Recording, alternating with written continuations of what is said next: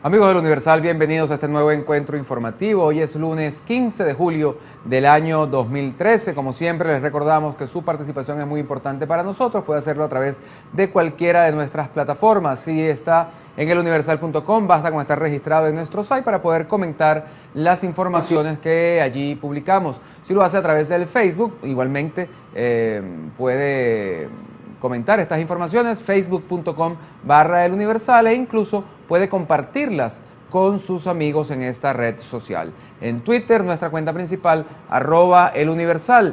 Si usted desea hacer algún tipo de comentario, pregunta, sugerencia, opinión sobre los temas aquí abordados, puede hacerlo con la etiqueta numeral EU en vivo, de tal manera que esas opiniones formen parte de nuestra conversación. Hoy lunes, como decíamos, vamos a conversar con un bloguero, vamos a darle cabida a las opiniones que se expresan a través de la blogósfera. Vamos a hablar con Luis Manuel Aguana, ya él nos dirá el nombre de su blog y hablaremos acerca de esta realidad política y cómo se engloba, cómo se mete dentro de los contenidos propios de su blog. Luis Manuel, muchísimas gracias por aceptar esta invitación del Universal. Muchísimas gracias a ti, Alfredo. De verdad que sí, bastante bien sorprendido, porque ese es precisamente uno de los temas que yo toco muchísimo en el blog. Se llama TICs y Derechos Humanos, Tecnología de la Información y Comunicaciones y Derechos Humanos, en el entendido de que ahora hay una nueva realidad, desde que existe la Internet y que todos podemos enviarnos mensajes de la manera más horizontal. Eventualmente ya en este momento prácticamente cualquier ser humano con un celular puede mandarle un mensaje al presidente de los Estados Unidos y a cualquiera realmente que quiera, diciéndole lo que piensa, expresándose, haciendo uso completo y amplio de la libertad de expresión.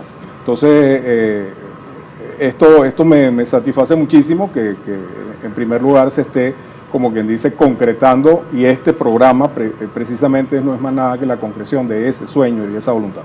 En ese tema de las redes sociales llama mucho la atención que esta semana que concluyó, una funcionaria del actual gobierno, por llamarlo de alguna manera, ha dicho: cierren sus cuentas en Facebook.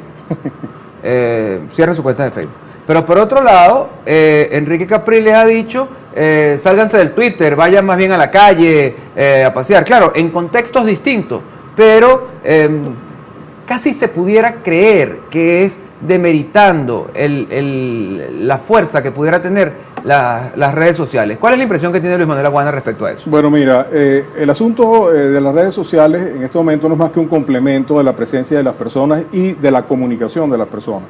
El establecimiento de una posición pública de parte de cualquier persona que tenga una cuenta de Twitter o de Facebook, o que escriba en un blog, como es mi caso, que hago las tres cosas, no tanto en el caso de Facebook, pero sí en el Twitter y con mi blog, tratando específicamente de dar a conocer una opinión. Pero la calle no se puede dejar. La calle es la manifestación física, concreta, brutal de la expresión popular de la gente. Cuando en Egipto, cuando en los países que nosotros hemos visto muchísimo en la prensa, la comunicación en el Twitter subió significativamente para la convocatoria de la persona a las calles, es precisamente porque el régimen político imperante en esos países definitivamente tenía que acabar, tenía que fenecer. Y la opinión se trasladaba primero desde el punto de vista comunicacional a la calle a través de las redes sociales y luego se concretaba en la calle. Aquí ha ocurrido todo lo contrario. Aquí ha ocurrido que nosotros tenemos en la tuitósfera, en el mecanismo virtual de la Internet, un hervidero de gente que dice: bueno, vamos a la calle, vamos a salir, vamos a expresarnos públicamente, y resulta ser de que tenemos un pura sangre, como la opinión pública venezolana, agarrado por las bridas para que no corra. Eso es decir, que si yo no sé si ustedes se acuerdan, tal vez por mi cana, me acuerdo de Cañonero, que corrió la famosa carrera, y teníamos un excelente piloto, clásico pues, Simón Bolívar. Exacto, jinete, y esa persona corriendo en ese clásico, en el medio del camino, le hubiera hecho así al caballo para que no ganara. Entonces, eso es exactamente lo que está ocurriendo con Enrique Capriles, y está ocurriendo prácticamente con toda la evidencia de la MUD. Y la opinión que dice la gente, lo que siente la gente, lo que expresa la gente, lo que comunica la gente en el blog y en los Twitter es una cosa completamente diferente. Pero eso es responsabilidad de Enrique Capriles y de la MUD, ¿o es una responsabilidad inherente a cada venezolano? Porque es que hace un par de semanas se convocó a los venezolanos, incluyendo dirigentes políticos, participaron en la convocatoria, el propio Capriles, quizá muy a regañadientes, pero también convocó a los venezolanos a la calle hace un par de sábados para acompañar a los sectores universitarios, y aun cuando se tomaron muy buenas gráficas, no fue una manifestación como la que en algún momento hubo aquí. Es decir, no es un tema de que quien te convoque, es un tema de la percepción personal. No, es que a raíz del la última entrada de mi blog, yo recibí se me ha llenado realmente el correo con comentarios de la última entrada, en relación justamente al tema de la unidad y el tema de que hay que romper ese paradigma. Entonces, los paradigmas de la unidad, ese es el título, ¿no? Sí, el paradigma de la unidad. La situación es de que nadie puede negar aquí que los dirigentes políticos tienen un peso específico en la movilización de la gente. Nadie puede decir aquí que si Capriles no hubiese convocado una marcha el 14 de abril, e incluso yo mismo he dicho y he escrito, si Capriles hubiera dicho en ese momento, vamos todos mañana o en este mismo momento, porque nos están robando las elecciones, imagínate tú el tamaño del mensaje, nos están robando una elección presidencial, las personas no hubieran salido a la calle. No es solamente el problema de que exista ¿cómo se llama? El tema comunicacional o lo que queramos comunicar, sino que los dirigentes estén consustanciados con ese problema. Si a media boca tú dices, mira, sí, ahí están los universitarios, ellos tienen un problema. El mismo Capriles dijo que desestimó las marchas universitarias. No lo digo yo, lo dijo él, la desestimó. Y entonces, a instancia de los mismos universitarios, se fueron a la calle. ¿Quién encabezaba esa marcha? La rectora de la Universidad Central de Venezuela. Eso no es lo que le hace falta al país, que los sectores, con su problemática, con su vivencia, con su experiencia, con su necesidad, con sus miserias, con su día a día, comience a entenderse y a fortalecer sus requerimientos en lo real, sin necesidad de que sean conducidos por uno u otro mesías. Pero eso necesita un liderazgo. O sea, no es que... Claro, el liderazgo de cada sector. Pero más allá del liderazgo de cada sector, eso forma parte. Nosotros le dimos a Enrique Capriles, le endosamos, le dimos un cheque en las primarias para que nos representara a nosotros en una elección presidencial en contra del presidente Chávez. Y esperamos el 7 de octubre que Capriles, concretara esa expresión de toda esa gente que votó allí, que fueron 3.100.000 personas. ¿Tú crees que esas personas que votaron por Capriles no hubiesen por lo menos esperado un amague de la defensa del voto del 7 de octubre? Un amague, es decir, mira, cónchale, todo eso que ocurrió ahí, que lo robaron, que nosotros venimos denunciando desde hace 2 años, no solamente yo, sino la gente de Data, la gente de Voto Limpio, Independientes, Adriana Vigilancia que estuvo aquí, Teleslim Lavé, Iñaki Gansaraín, todos los que hemos estado trabajando en el tema técnico electoral. Te robaron las elecciones, viejo, te las robaron, di algo. El 7 de octubre, Capriles a las 7 de la noche, sin haberse cerrado todavía ni siquiera todas las mesas electorales en el país y sin haber verificado los votos, es decir, sin haberse abierto o hecho las constancias de verificación de firma, solamente se hicieron el 2.5 de ellas, se declaró derrotado en una elección en donde las máquinas decidieron quién era el presidente de la República. Eso no es posible. Yo, que soy especialista en tecnología, no lo acepto. No lo acepto, y ni ninguna de las personas que conocen tecnología en este país aceptan que ese sistema electoral es un sistema fair, justo y que da elecciones auténticas. Entonces, si no lo acepta el liderazgo, el máximo liderazgo político, porque él es el que representa el máximo liderazgo político en Venezuela, entonces vaya a decirme eso. Obviamente que enfría, obviamente que congela, claro, obviamente que ralentiza la oposición. Pero entre octubre y abril, que pasaron alrededor de 7 meses, hubo una cantidad de reflexiones, la propia mesa de la unidad lo hizo público, tímidamente, pero público, con el documento que se publicó el 28 de diciembre, se hicieron algunas correcciones de estilo, de forma, en algún grado de fondo, y la presencia de Capriles a partir del día 10 de marzo del año 2013, cuando acepta nuevamente la candidatura presidencial, es distinta. Pero eso no fue gratis. Eso no fue gratis. Precisamente, claro que no fue gratis.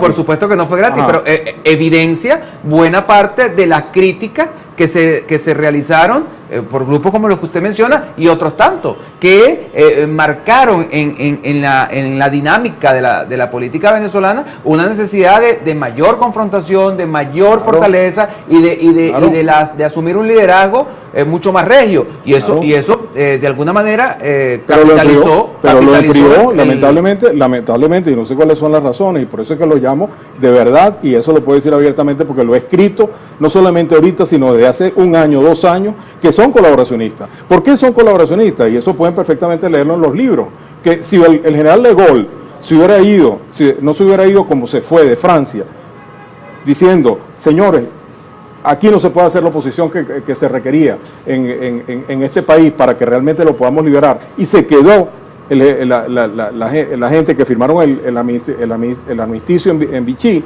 realmente esa persona no hubiese podido reconstruir la Francia posteriormente. ¿Eso qué significa? Lo que te estoy diciendo es que esta gente, sin el concurso de esta gente, lamentablemente el gobierno ha estado perdurando en todas las manifestaciones que nos tienen fregados, por no decir la palabra correcta, a los venezolanos. Entonces, ¿cuál es la impresión que por lo menos tengo yo? Tiene muchísima gente en la red al respecto del tema de esta famosa unidad, y por supuesto al tema de volver otra vez a resolver o intentar o seguir en el camino de intentar resolver los problemas de Venezuela por la vía electoral, cuando sabemos de cierto que nos robaron las elecciones del 14 de abril, y nos la robaron en el año 2006, y nos la robaron en el año 2012, y nos la robaron en el año 2004, precisamente por el sistema electoral que tiene este CNE. Entonces, recapitulemos, vamos a seguir por esa vía, vamos a seguir dándonos golpes a la pared, vamos a seguir convenciendo a la gente que ese es el problema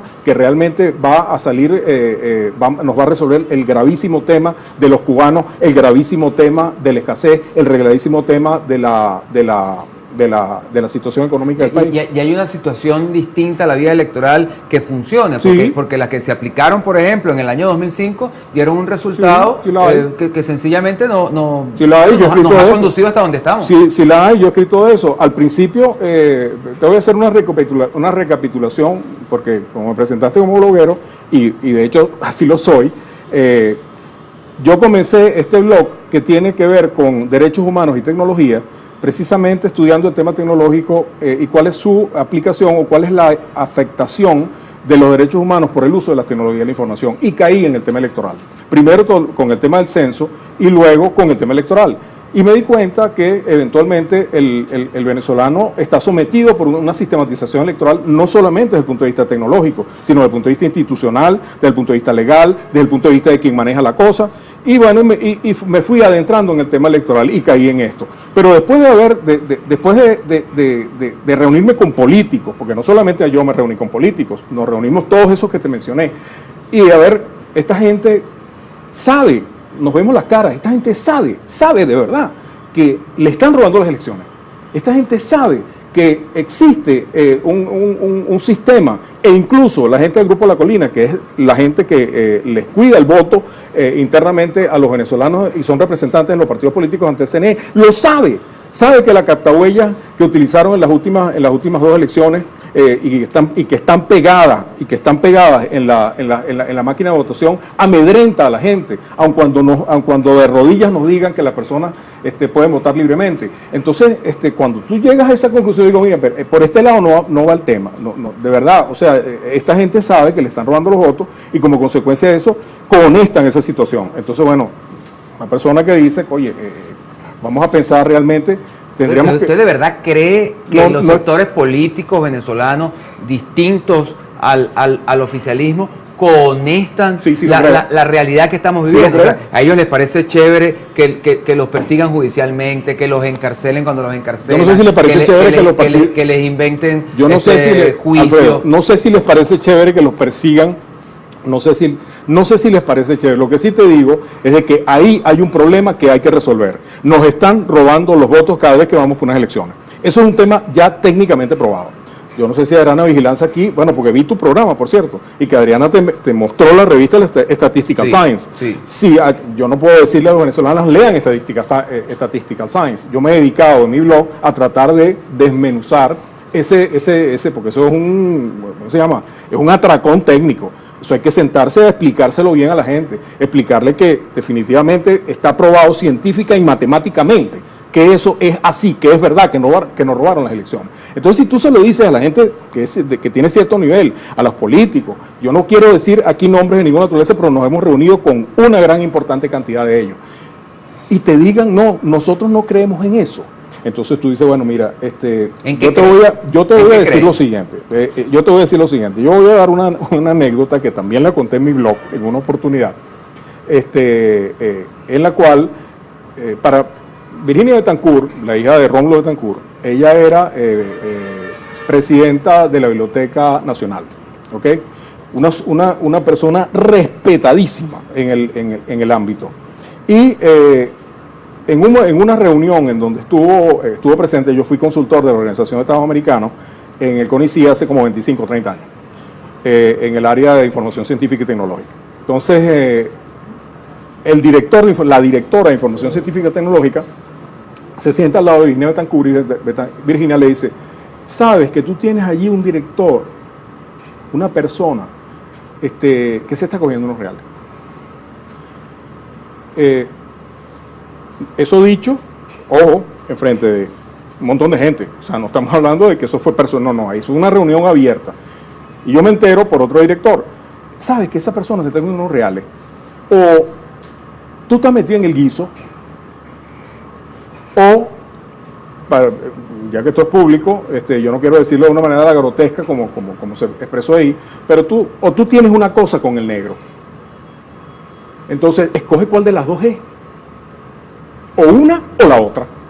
Entonces, porque no había manera de poderse explicar si existe una persona que sabe y conscientemente sabe que se están llevando unos reales, o esta persona tiene alguna situación interna o está metida en el guiso. ¿Qué fue lo que pasó? A las 24 horas esa persona estaba fuera de la organización. ¿Eso qué significa? Lo que significa es o que eres una cosa o eres otra. Si a ti te dicen, señor político, no digamos nombre, te están robando las elecciones, estas son las pruebas, aquí está el Statistical Science, aquí está, bueno, trae a Alfredo Bale aquí, es más, ese cuento técnico, mejor lo explica Alfredo Bale con su cosa. Ha estado aquí. Bueno, Alfredo le explica mejor que yo, es espectacular la explicación que hace Alfredo. Entonces, ¿qué más prueba quieres que te dé? No caemos al hablar de Adriana Vigilancia, Alfredo Bale, no caemos en ese grupete que algunos políticos han dado en llamar los radicales. Entonces la gran pregunta es, ¿la solución a nuestro problema es una solución que debe ser radical o es una solución que debe buscar otros mecanismos? Por supuesto, y yo he escrito acerca de eso. Yo tengo ya... Aquí es perfectamente válido que usted diga, yo he escrito sobre eso porque tuve un programa con un bloguero, y el bloguero, como cada pulpero debe lavar su queso, usted debe lavar su blog. Yo no solamente lavo mi blog, sino simplemente que lo juzgue otro, porque yo no puedo decir que lo que yo escribo es bueno o es malo, simplemente es más, recibo toneladas de correos electrónicos en relación a lo que yo escribo o digo. Pero, ojo, cuando yo digo, vamos a una lucha no violenta, escribo acerca de Gene Sharp, por decirte algo, y digo, bueno, no solamente les mando por correo electrónico el libro de Gishar, que es público, sino les digo, mira, esa cosa hay que tomarla de esta manera. Es decir, cuando uno sabe que tiene que el burro, yo te digo que el burro es negro, pero que por este lado tengo el poco de pelo en la mano. El caso particular del fraude electoral, ya nosotros estamos clarísimos de eso. Ahora, que nosotros consideramos que están en la unidad y que insisten en una salida electoral de esto, no la va a tener. Entonces, vuelvo con la pregunta. Los personajes que han nombrado, el tema es una salida radical, ¿y en qué consiste? Bueno, estamos llamando un proceso constituyente. La sociedad civil puede perfectamente, con el 15%, de acuerdo al 347, 348 y 349 de la Constitución, solicitar que se cuenten. Y la sociedad que no tiene papel higiénico, que no tiene aceite, que no tiene harina, que no tiene azúcar, que no sabe si va a poder inscribir a su muchacho en el colegio, que no tiene ni idea si el seguro de responsabilidad, del seguro de hospitalización, cirugía y maternidad le funciona. Es decir, si la gente está con su mente en esa realidad, se le va a ofrecer el tema de un proceso constituyente. Sí, te lo voy a decir por qué. Y te lo voy a tratar de explicarlo de la manera más sencilla. Empezando por como lo explicó Chávez en el año 98. Porque Chávez en el año 98 nos metió por el camino de la constituyente y nadie sabía qué diablos era eso. En el año 98, para los muchachos que ahorita... más yo decía que no, en aquel entonces. No existía toda esta cosa tecnológica que existe ahora, pues si no lo hubiera escrito en ese momento. El tema decir, bueno, pero ¿cómo se come eso? Como decía Miquelena, ¿cómo eso tiene afectación directamente sobre la vida de la gente? Bueno, el segundo eje del proyecto MIT Táchira constituyente, del proyecto País, dice, bueno, vamos a, en principio, vamos a poner problemas de la gente en el tamaño de la gente. ¿Qué significa eso? Vamos a municipalizar Katia, ¿vale? Vamos a darle a Katia los recursos que le corresponden a ellos por situado constitucional, pero no porque un ejecutivo o una persona o alguien del poder o el presidente de la República decide que no se los doy. Eso tiene que estar escrito en la Constitución, de acuerdo al tamaño del territorio de Katia, al tamaño del territorio del 23 de enero, al tamaño de la gente que vive y reside en Caricuao. Y decirle a ellos, mire señores, si usted vende un apartamento al lado del suyo, ¿por qué razón el impuesto que deriva de ese apartamento se lo tiene usted que dar al gobierno central? No, déselo al consejo municipal que corresponde y donde están esas dos viviendas. Y ese dinero sirve, del fijo nacional, sirve para reparar el hueco de la calle que tiene al frente. ¿Me entiendes? Es decir, hay que empezar a explicarle a la gente que eventualmente existe otra manera de soñar al país. Otra manera de ver la situación, claro, pero eso es difícil, Diego, porque en este momento llegar a plantearse un problema que es casi que cósmico, ¿me entiendes? Es decir, no, te voy a resolver los problemas con una sola constituyente, no, lo que te voy a decir es que lo primero que vamos a hacer es remover prácticamente la institucionalidad del país, empezando por el CNE. ¿Tú me entiendes? Empezando por el Tribunal Supremo de Justicia, empezando por todo lo que significa en este momento la cosa del Venezuela, la cosa que son los ejes más importantes del venezolano. Pero insisto, el venezolano está ganado a una idea como esa, en medio de toda esta realidad, porque si no tiene muy claro si le va a alcanzar la quincena para completar el mercado, claro, me cuesta mucho pensar que tendrá el análisis para decir, claro, vamos a salir del Tribunal Supremo, que al salir del Tribunal Supremo, del CNE, vamos a resolver los problemas del mercado. Hay una situación importante aquí que uno tiene que considerar.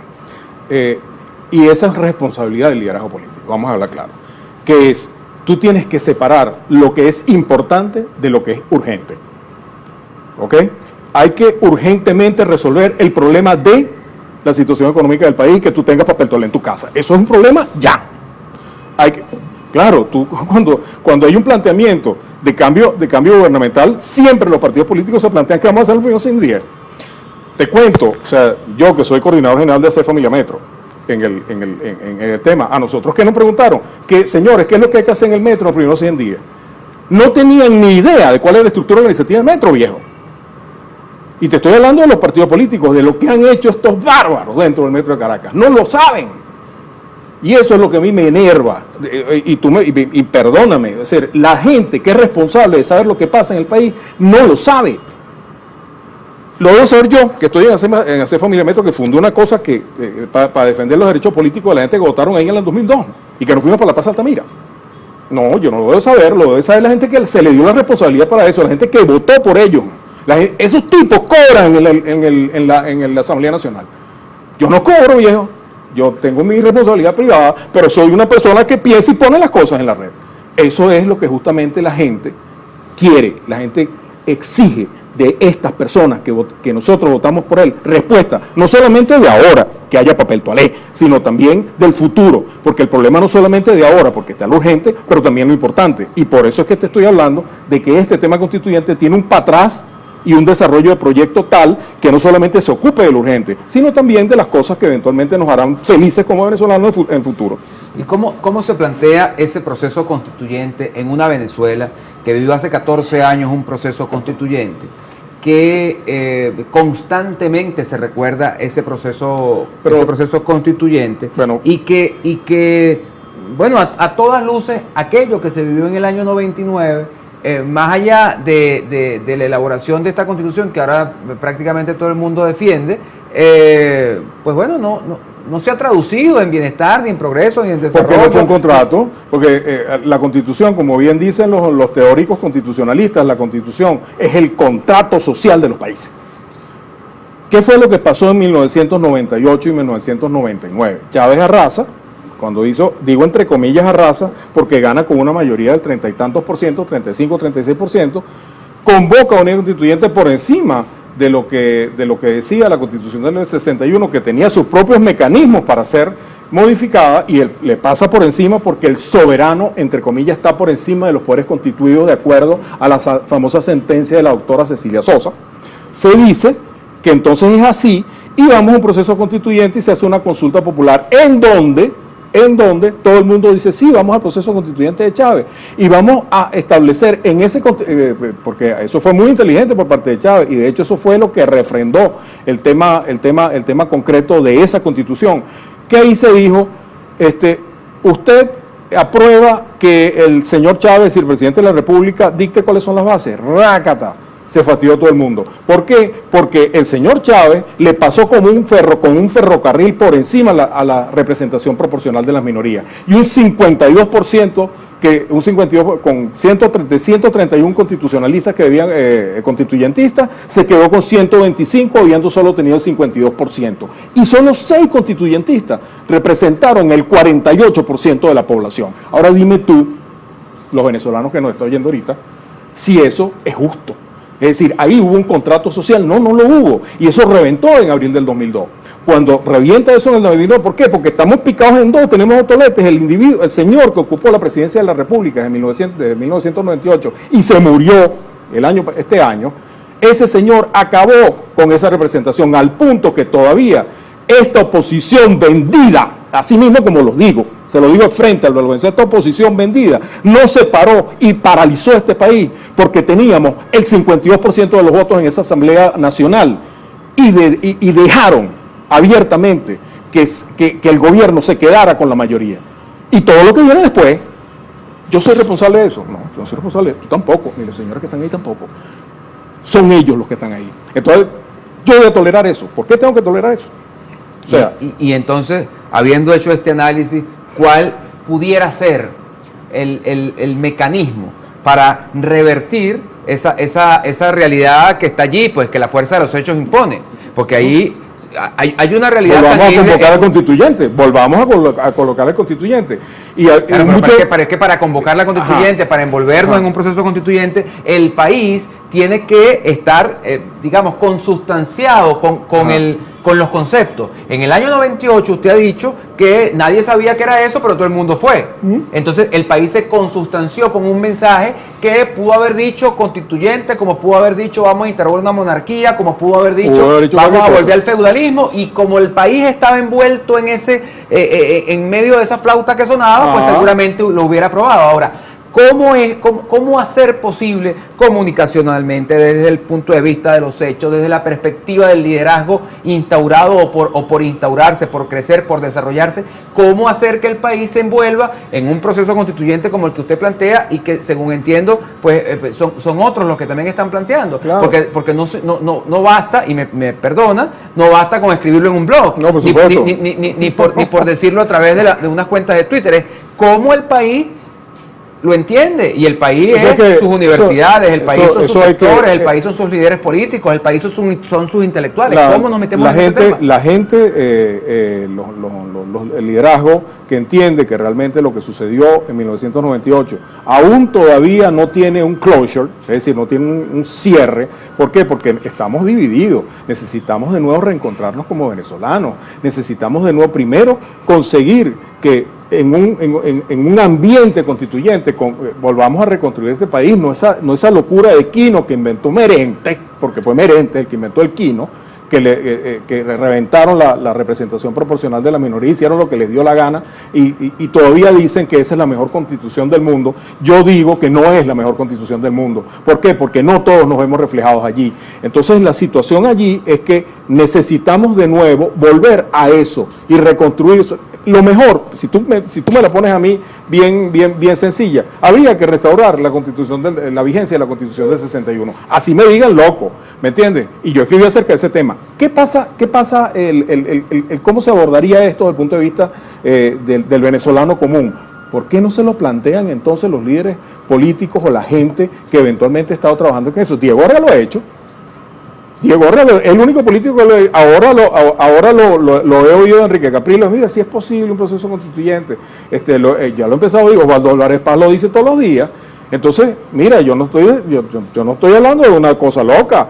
Yo estoy hablando de algo que es perfectamente posible para reunificar a los venezolanos. Pero eso sí, tomado en serio. Hay unas personas que piensan muy de buena fe en que el presidente Chávez tenía razón, muy bien, entonces esos que se elijan de buena fe igual como representantes en una constituyente nueva. Igualmente hay quienes no pensamos como el presidente Chávez, igual también tendrán unos votos que en donde y esa gente que basado en un proyecto de país se discuta abiertamente en todas estas cosas. Entonces, a la hora del té tenemos que reconstruir. Siempre al final tenemos que hablar de reconstrucción nacional. ¿Por qué? Porque todas y cada una, aquí no se dejó hueso sano, amigo.